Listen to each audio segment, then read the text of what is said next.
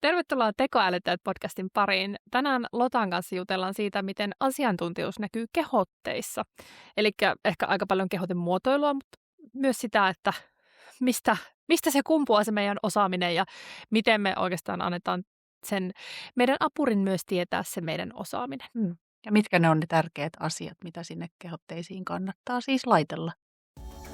Tekoäly on täällä. Tekeekö se sinusta laiskan vai loistavan? Tekoälyttäjät podissa käytämme omia aivoja, kuulemme eri alojen asiantuntijoita ja boostaamme osaamista. Tervetuloa mukaan oivaltamaan.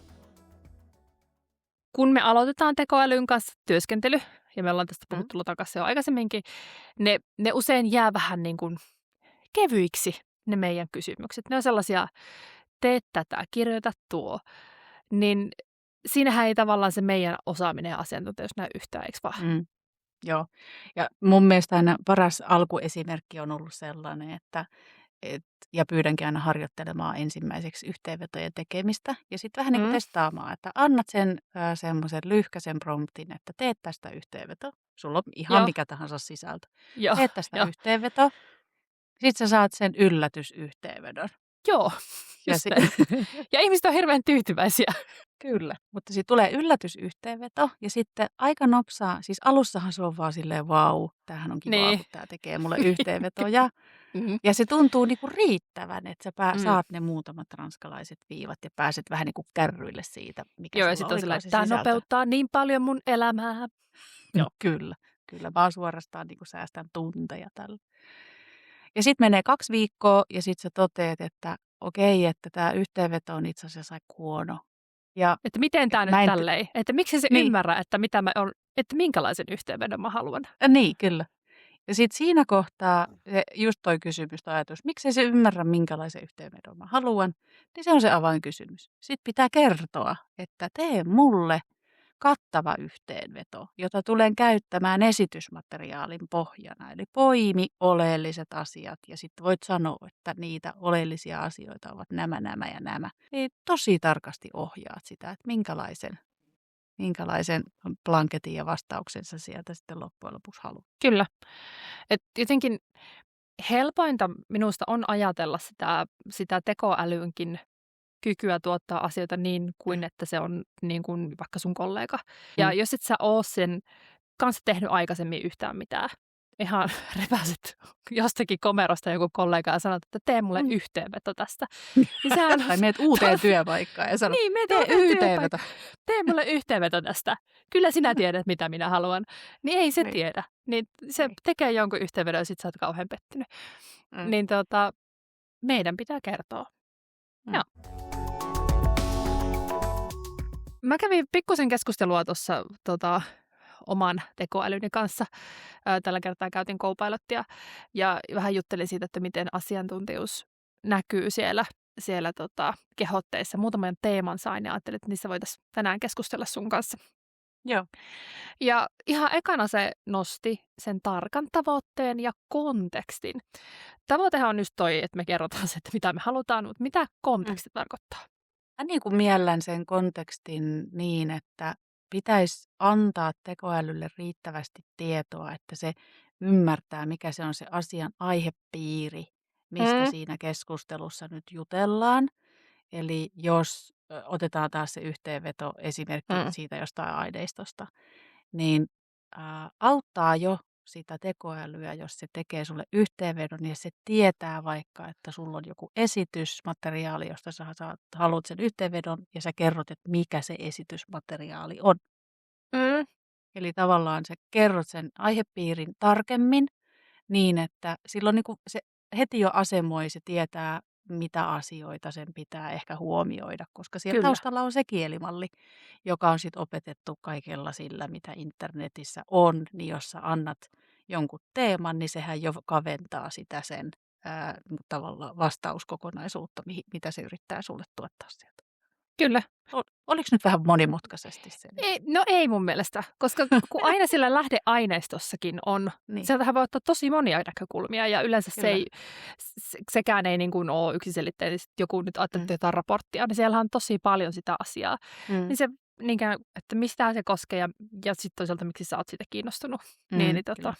näiden asioiden sinne Joo. tarkentaminen. Ja jos halutaan konkretisoida vielä, niin sitten sehän voi olla vaikka, että sulla on joku raportti ja sä haluat yhteenvedon siitä, koska sä teet kilpailijaseurantaa.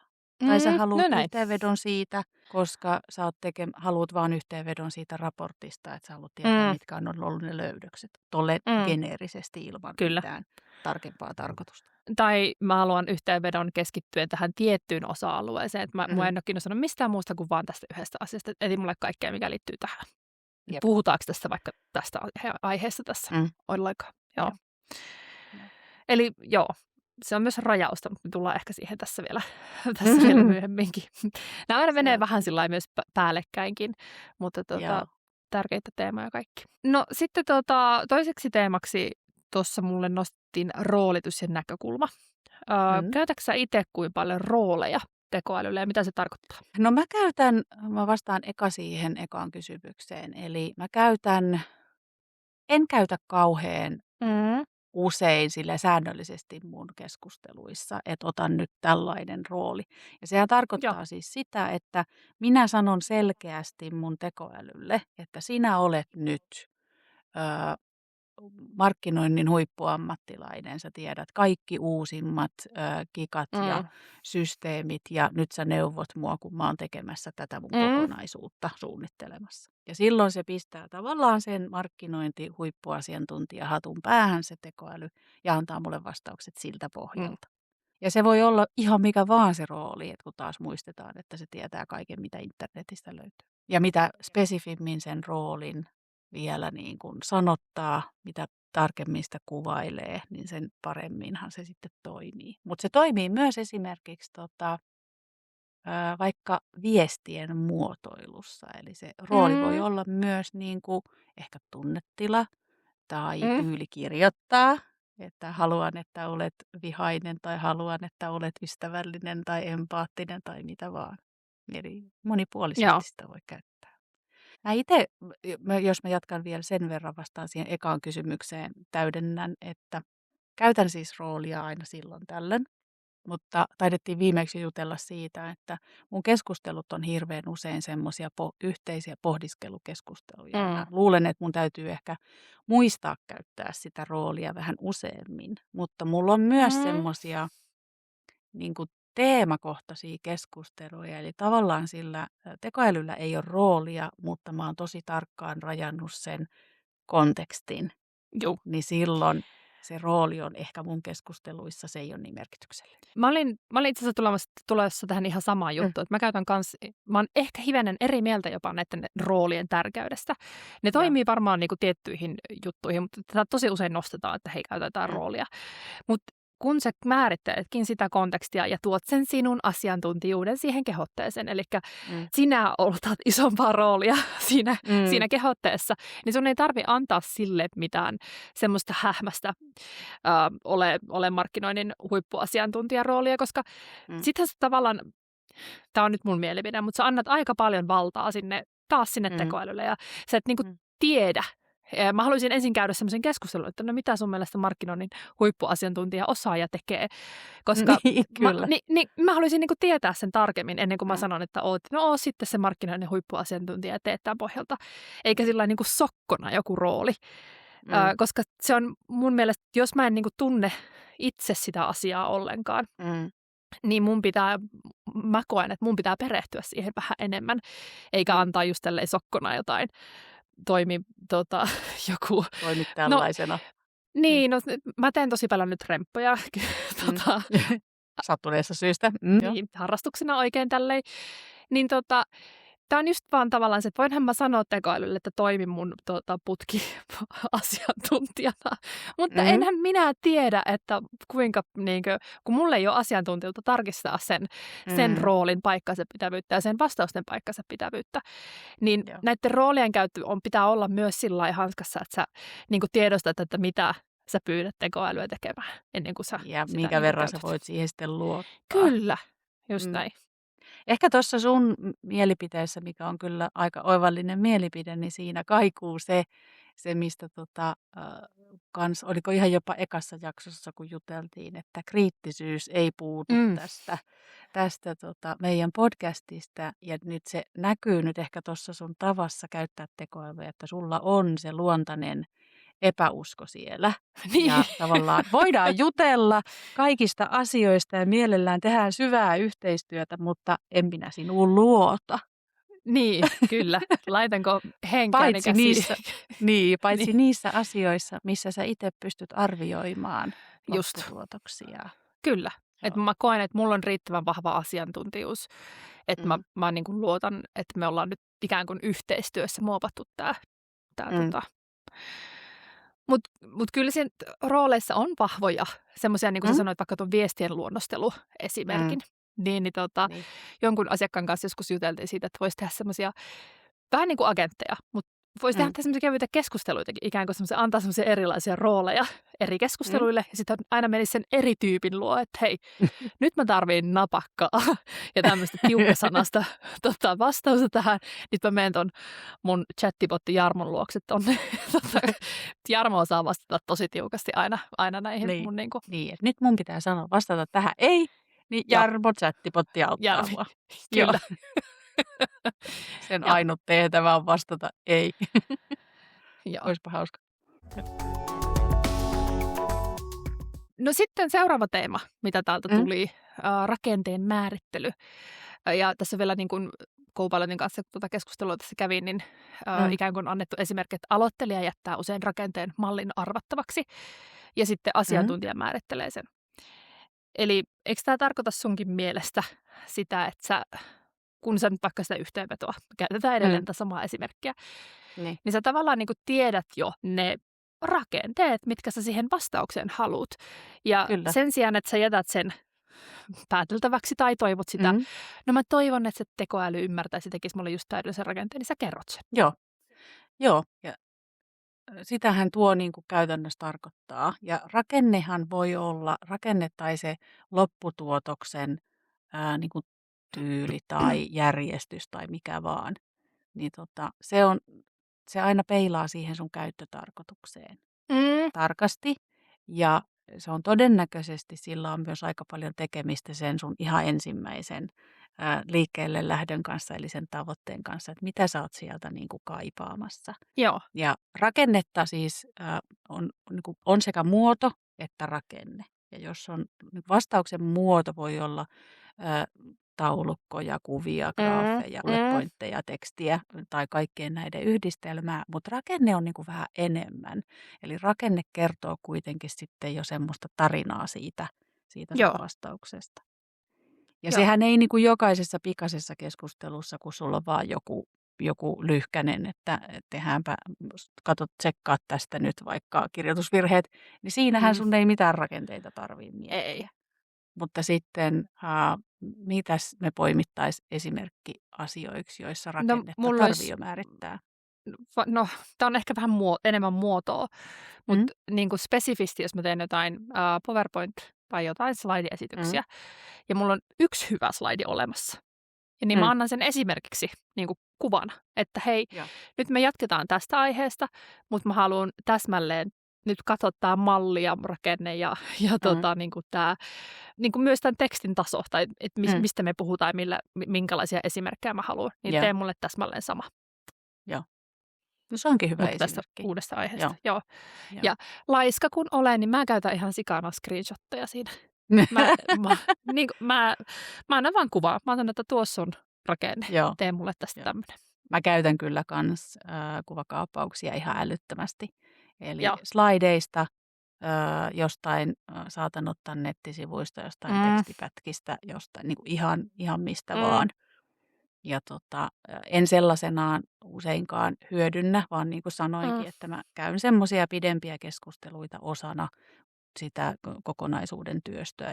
Jos vaikka työstäisin jotain esitystä, niin mä en ikinä tee semmoista, että mä sanoisin vaikka Copilotille, että tee mulle tämän rakenteinen PowerPoint-esitys, tällaiset asiat, ja sitten vaan klikkaan nappulaa, ja tässä on nämä asiat, mitä sinne pitää tulla, ja klikkaan nappulaa, että saa suorittaa. Ja mä oon siis kokeillut sitä aina tasaisesti ja sitten mä oon niin tarkka niistä mun omista sisällöistä ja tuotoksista, että mä en pysty siihen vieläkään. Ja oon myös kokeillut muita työkaluja, joilla on kykyä tehdä asioita ihmisen puolesta. Niin vaikka on mitä määritellyt ja ihan aikaa käyttänyt kuvaukseen ja toiveisiin ja tavoitteiden määrittämiseen ja just myös sen rakenteen kuvaamiseen, niin ei. Että manuaalisella työllä on paikkansa. Mutta se johtuu siitä, mä väitän nyt taas näin, että kun sä oot oikeasti sen asiantuntija, kun olemme tehneet töitä yhdessä, niin mä oon vaan lykännyt slaidit viimeisteltäväksi Lotalle, koska mä oon silleen, no nyt siellä on ne asiat, mitä mä haluan, että voitko niin kuin AI-työkaverini hoitaa. Ja tämä huomaan tosi usein muitakin kanssa, jotka vaikka on tekstin hiomisen huippuasiantuntijoita, niin se ei riitä se taso, mitä tekoäly tekee, koska heidän asiantuntijuus on niin korkealla sen osaamisen kanssa, että ne näkee siinä niin paljon puutteita ja sitä omaa äänisyyden puutetta. Ja sä näet niissä PowerPointissa. Jollekin se voi riittää, että hei, kyllä mä näillä voi vetää. Mutta kun sä näet, että ei, kun värisävy on väärä ja sanat ei on asettelu väärät. Sanat on väärät ja asettelu on huono ja ei ole dynaaminen ja tässä on liikaa ja tässä on liian vähän. Niin ei sillä, että tästä saa sellaisen kuvan, että perfektionisti täällä päivää. Mutta siis en ole perfektionisti. Pystyn tekemään PowerPoint-slide-deckin puolessa tunnissa. Voidaan ottaa testi joku kerta. Kyllä. Joo. Mutta se ei tule tekoälyllä tehdyksi niin kuin valmiiksi. Ei. Mutta joo, se asiantuntijuus näkyy sillä tavalla siinä sun tekemisessä. Se on mielestäni ihan ok. On tavallaan ok paikata niitä omia vajavaisuuksia sen tekoälyn kanssa, niin kuin, koska voihan olla, että sitten taas, no en nyt sano, että mä nyt ihan superhuonoja PowerPointsuja koskaan teen, mutta kuitenkin, niin, mutta sitten tavallaan niin kuin jossain määrin se joku taso mua, vaikka se nopeuttaa tai auttaa mua tekee jollakin tavalla parempaa. Tämä hion jotkut, pyydän, että hei, katsotko tämän läpi ja korjaat jotkut, niin kuin, tunnistaa, onko mä kirjoittanut jonkun sanan aina väärin tyyppisesti sinne. Se auttaa mua, koska sitten tavallaan mä olisin hitaampi tekemään sen sitten manuaalisesti. Joo, ehkä se just semmoinen mekaaniset tarkistukset on semmoisia, mitkä on helppo heittää PowerPoint-esityksissä, joilla itse pitää esiintyä niin jollekin tekoälylle. Että se on kyllä ehkä justiinsa näin. Ja mä tunnistan kyllä sen, että kyllähän mä käytän tekoälyä mun sisältöjen hiomiseen myös. Mutta mä en käytä tekoälyä sen lopputuotoksen tekemiseen, eli tässä kohtaa sen PowerPoint-slide-deckin, vaan siinä, että mitä ne on ne asiat, mitä siinä slidella on. Ajattelun kirkastamiseen, oman ajattelun kirkastamiseen. Joo. No täällä itse asiassa seuraava teema onkin konkreettiset kriteerit ja laadun määrittely. Tuosta me itse asiassa vähän jo niin kuin mun mielestä juteltiinkin. Että asiantuntija ei pyydä, niin kuin, että tee mulle hyvä vastaus ja jätä sitä niin kuin arvauksen varaan, vaan se itse määrittelee sen, miltä se hyvä vaikuttaa. Ja tämä on se, mitä mä sanon tosi usein ihmisille, että kun sulla on kuitenkin yleensä jo mielessä se jonkunnäköinen rakenne, niin sen verran, jos viitsii nähdä sitä vaivaa tai se hyvän, että mitä siellä pitää ainakin olla, niin kerro ne, koska sit sä ne todennäköisemmin sinne vastaukseen saat. Se on kyllä juurikin noin. No hei, sitten on iterointivalmius, oli seuraava nosto täältä mun keskustelusta. Ja tässä on avauksena tämmöinen tähän, että asiantuntija usein rakentaa kehotteen niin, että malli ensinnäkin tunnistaa puutteet ja kysyy tarkentavia kysymyksiä. Ja mä näen, että tämä keskustelu on käyty siis Copilotin kanssa ja tämä on mun tapa usein tehdä, kun mulla on joku laajempi juttu siellä menossa, niin kun mä teen sitä mun kehotetta. Ja sinne jää niitä aukkoja, joita en hoksaa sinne. Mähän usein teen sellaisen, että ennen kuin se, pyydän, että se varsinainen vastaus tulee, niin mä pyydän, että se kysyy multa tarkentavia kysymyksiä. Eli ikään kuin täytetään ne aukot, joita sinne mun kehotteeseen kuitenkin jää. Ennen kuin vastaat kysy multa tarkentavia kysymyksiä, jotta sä osaat tehdä mahdollisimman hyvän tästä. Joo. Ja sä käytät nimenomaan tota muotoa, ennen kuin vastaat, kysy multa tarkentavia kysymyksiä. No se on mun tyyli, koska Joo. mä en halua sitä ensimmäistä hukka-arvausta. Tai siis, tiedätkö, niinkö, Tiedän. niin, joo. Sehän voi tehdä niinkin, että sit sä vaan niinku pyydät ensin ja toivot, että menee hyvin. Ja siitähän voi tulla ihan hyvä. Mutta mä oon niinku halunnut skipata sen yhden vaiheen siitä vaan. Että mä luen sen ja oon silleen, että tältä puuttuu vielä nää ja nää ja nää. Vaan mä haluan, että se niinku, kysyy ne, koska sitten samalla mä myös ymmärrän usein sen mun oman kirjoittamani kehotteen puutteet. Että ai niin, joo, totta, tämä ei ole nyt ehkä ihan niin selkeästi kerrottu, kun mä jotenkin kuvittelen päässäni. Niin. Tätähän tapahtuu ihan ihmisten kanssakin vuorovaikutteessa. Niin tapahtuu. Ei ymmärrä. Anteeksi, mitä tarkoitat? Niin, nyt en saanut ihan kiinni Silja siitä, mitä sä olit selittämässä. Ai kappas. En saanut ollenkaankin. Niin. Joo. Mä en tee tota kovinkaan usein, mutta mä tunnistan tässä nyt, kun me ollaan juteltu tästä vähän niin kuin promptaustyylistä kehotetekniikasta. Iterointia teen siis niin pitkälle, että jokainen mun tekoälytyökaluista, jota käytän, sanoo mulle jossain vaiheessa keskustelua, että tämä alkaa olla nyt jo, onko tässä vielä jotain, mitä haluaisit tarkastella. Eli tavallaan kun mulla on ollut nyt vähän enemmän aikaa käydä pidempiä keskusteluja, niin mä huomaan, eikö me just puhuttu siitä perfektionismista? Ja sä kovasti väitit, että et ole perfektionisti. Tämä oli nyt taas ihan omaa jalkaa. Kyllä, mutta tässä mä yritän puolustautua tässä. Mun on pakko kommentoida, koska teen asioita, jotka on mulle vähän uusia tällä hetkellä. Niin tavallaan tarvii siinä semmoista vahvistusta. Sitten kun asiat on tuttuja, niin en saa tekoälyä ärsyntymään. Mutta siis, eli voin iteroida maailman tappiin saakka keskusteluita. Mutta mun tyyli on kokonaan eri. Eli mä aloitan tosi usein keskustelut niin, että mä kerron lyhyesti. Olen tekemässä tätä asiaa, piste. Ja sitten mä lähden selostaa sen mun tilanteen. Mä selostan, että tällaista ja tällaista on ja tollastakin on ja tämä on mun tavoite ja tohon suuntaan ollaan menossa ja nyt sun rooli, sun tehtävä on tehdä tämmöiset ja tämmöiset asiat ja nyt me lähdetään yhdessä tätä työstämään. Että vähän niin kuin ymmärsitkö? Ja sitten se niin vastailee mulle siitä jotain ja aloittaa todennäköisesti jollain kysymyksillä ja sitten me keskustellaan semmoinen puoli tuntia. Joo. Okei. Meillä on selkeä ero tuossa, koska mullahan oli tommoinen niinku tehokkuus ennen kaikkea. Tämä pitää saada mahdollisimman nopeasti maaliin. Ja sitten sulla on selkeästi tommoinen, että käymme nyt tämmöistä filosofisempaa keskustelua tästä teemasta. Tervetuloa tähän. Tämä ei lopu ihan hetkessä. mutta mä taas väitän, että se johtuu niistä asioista, joista tällä hetkellä nykypäivänä keskustelen. Että on kyllä sitten tarvittaessa todella nopea.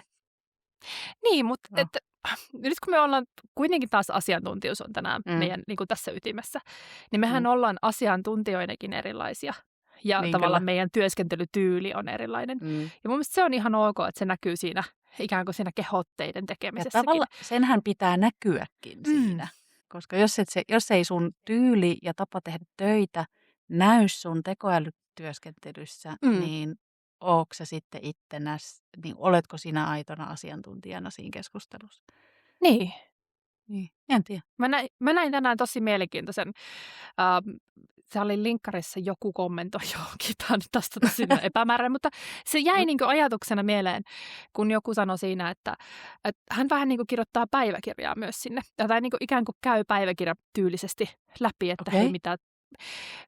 Että koska mehän kehitytään myös asiantuntijoina joka päivä ja tavallaan se meidän tyyli tehdään ja me opitaan asioita, niin että me käydään sellaista niin kuin keskustelua sen työkalun kanssa, että hän pysyy perässä siinä meidän oppimisessa ja tavallaan kasvamisessa. Niin. Ja tämä ehkä liittyy, mutta tuli mieleen se, kun mä kerroin siitä, että mä aloitin kanssa sen Clouden käytön. Ja mä halusinkin aloittaa sen nyt nimenomaan semmoisella historiikilla itsessäni. Tyhjensitkö sielun? Tervetuloa työskentelemään minun kanssani. Minä olen Silja ja minä tykkään tämmöisistä asioista. Mutta tavallaan, että me ollaan niinku samalla aaltopituudella. Niin mä ehkä ajattelen, että tuossa on sama tyyli, että jotenkin se vähän niinku päiväkirjamaisesti sinne Joo. niin kuin taustottaa sinne muistiin, että hei, että nyt mä oon huomannut, että mua pännäsee tämmöiset vastaukset ja Niin. hei, onko se semmoista kahvihuonekeskustelua sen tekoälyn kanssa? Niin, en tiedä. Niin. Mulla siis ehkä ei. Mulla ehkä ei, koska mulla ei ole sitä päiväkirjarutiinia, mutta olisiko se Ei sillä mullakaan. ihmisellä? Olisiko se Niin. sillä ihmisellä kahvihuonekeskustelua? Niin. Ja mutta mulla on kyllä toi vähän niin kuin tyyli siinä mun Claude-projektissa, Joo. mitä mä nyt täällä pyörittelen taustalla. Eli mulla on iso kasa asioita, joita mä teen, jotka vaatii niitä pitkiä keskusteluja, mitä me iteroidaan siihen saakka, että Claudekin ärsyntyy. Ja niin siellä on kyllä sellainen, ja mulla on siinä ihan semmoinen rutiini, että kun mä vaihan aihetta, niin mä aloitan uuden keskustelun, ja sitten mä aina tallennan, tai Claude tallentaa mulle lyhkäisen yhteenvedon siitä keskustelusta. Joo. Yhteen tiedostoon, eli mä pystyn sitten seuraamaan, katsomaan taaksepäin, että mitä asioita mä oon työstänyt ja mitä asioita mä oon tehnyt ja mitkä asiat mä oon ajatellut jo. Sä rakennat vähän niin kuin logia. Mä rakennan logia, joo. Kyllä tästä mun tämänhetkisestä työprojektista. Toi onkin tosi kiva idea, koska tavallaan siis enhän minä muista mitä keskusteluita minä olen käynyt minkäkin kanssa. En mä muista mitä ihmistenkään välisiä keskusteluja. Tarvitsin tämmöisen login ihan kaikkeen. Olenko minä puhunut Lotan kanssa asiasta X?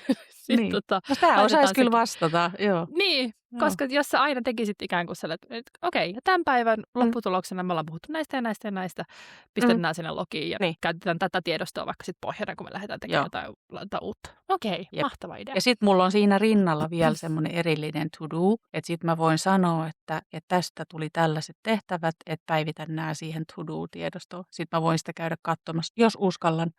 En katso sitä joka päivä. Mä mietin, minkälainen to-do siitä tulisi. Semmoinen loputon, josta ikinä ei saa yhtä raksia. Semmoista bling-ääntä, et saa siitä koskaan tehtyä.